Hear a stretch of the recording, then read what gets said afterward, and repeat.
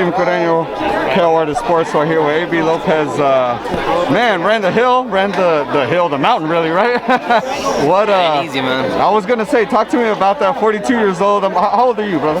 25. 25. You're keeping up with them? You're struggling? How's it going? You know what, man? In the very beginning, it's a struggle.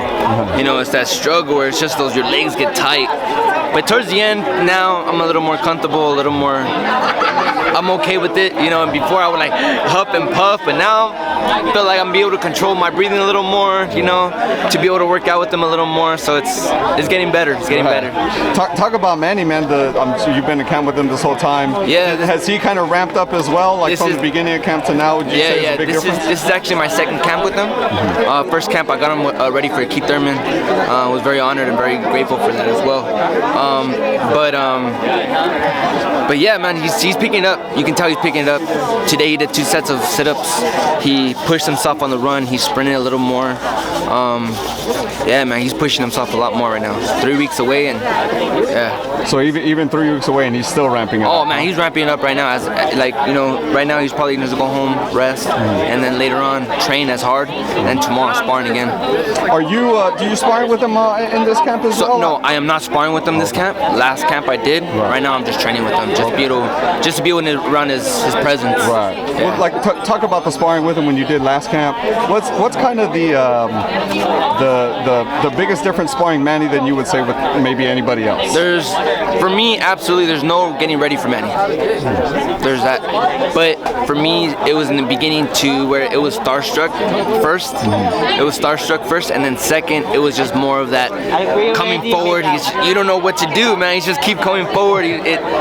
He's amazing fighter. He is who he is because of the way he is. But after that, you know, little by little, I started, you know, helping him out, gets faster, starting adjusting more to his style.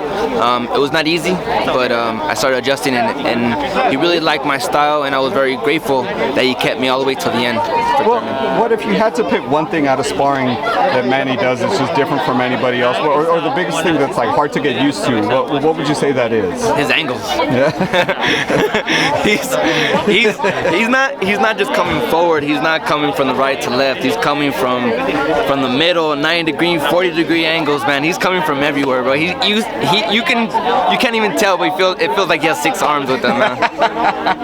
So he's just all over the place. He's all over the place. And is the power kind of the same no matter what angle he goes? Are you kind of always like? I don't believe he goes full out with us just because he wants to. He practices more on skill, you know, practices a little bit more on head movement. So he practices a little bit more on the things he needs to practice on instead of actual power, instead of actually trying to kick our butts in there, you know. So he's practicing on the things he needs to practice on instead of work, you know. So it's a different type of sparring. But yeah, his sparring's amazing, man. It's great. It's funny. It's interesting to say that because I hear like Andre Ward. I heard was the type of guy who wanted to win the sparring, like kind of, you know, didn't like maybe the practice part of it at some point kick his butt. Became like, all right, I just want to win. Like, so Manny's more of a, like, if you maybe start getting the better of him, he'll more just kind of stop to take No. Manny's not like that. Manny stays from the very beginning to the very end. He stays who he is. He just practices on just what he needs to practice on. You know, I don't want to say, you know, other than that, you know, but he needs to practice. He knows what he needs to practice on. He knows what he needs to do. He knows the style of the other fighter.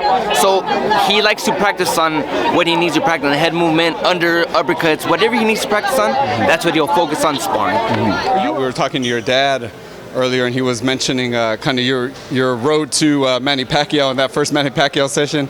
Talk about that, man. Just maybe the nerves, you know, about to get in there with the man Manny Pacquiao, and just how did it play out in the ring there? As much as you could tell me. Look, at the end of the day, Manny Pacquiao is a guy that I've been watching, you know, my whole life. As a young kid, when he would be fighting, I'd be so excited. Manny Pacquiao's fighting today. I don't know if my dad said it, but come on, let's get to the pub. Let's get to the fights quickly. I want to watch the fight. I want to get the best seat to watch Manny Pacquiao. I still have, you know, the visions of when he dismantled De La Hoya, you know, and the pub was packed, and I got there so early and we didn't have a seat. Right. So I'm trying to steal a seat, and I was only young, trying to steal a seat so I can have a good view. And then watching his course when he dominated 2009, 2010, 2011. And it's crazy because that's like 10 years ago and he's still on top right now. He's still going to fight Errol Spence.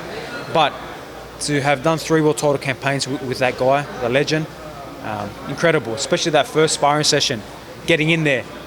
And we never even shook hands. Like, he came in, I was warming up, he got ready, got in the ring, shadow box, put the sparring gear, started sparring the other guys. And I was the last guy to come in as the new guy. And our first great was, that's our first great, that's what. And I remember that first round, I boxed smart, I could see him doing the moves that he's done against Ricky Hatton and Cotto and De La Hoya, and all these great legends. And I started getting to my rhythm. I said, I belong here. And once the sparring was done, come over and goes, okay, you're the guy from Australia. You're the guy they've been talking about. You're with us now. Let's go. And we were going to General Santos, where he's from, literally the next day. You'll come with us. You're in the camp. 250 rounds later, 3 camps later, it's incredible. When you continually want a guy that is giving you so much, it shows of what I'm about. And look, a lot of people will diminish what I've done. They haven't looked really into me because I'm not a huge name here in the US yet. My name is growing, and it's crazy.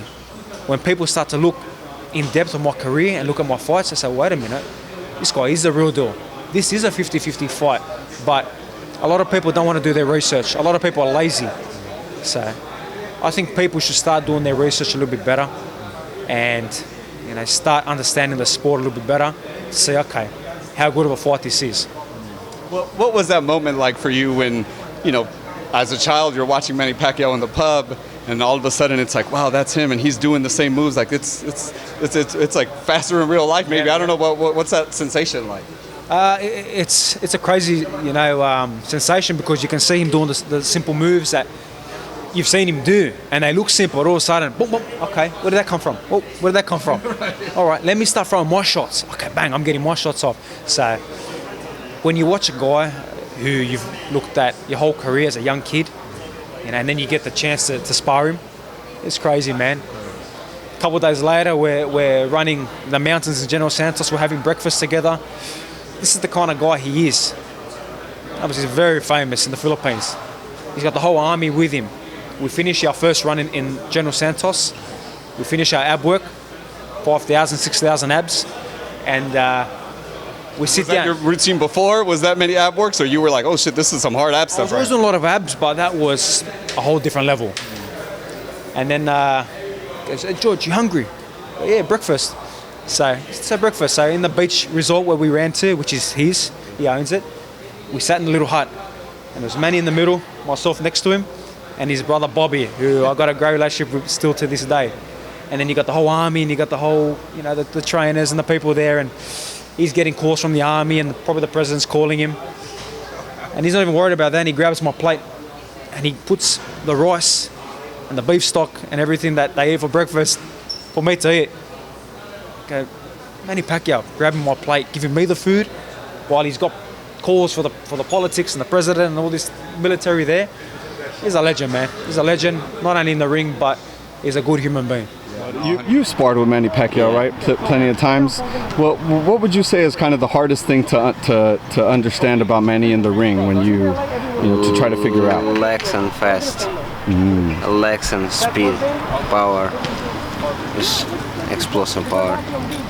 Is he maybe one of the best fighters you've ever been in the ring with, professionally or sparring? Would you say? Yeah. Definitely. Definitely. He's a good guy. What's Manny Pacquiao's power like? Straight 1, 2, 3 and body shot. His favorite punch.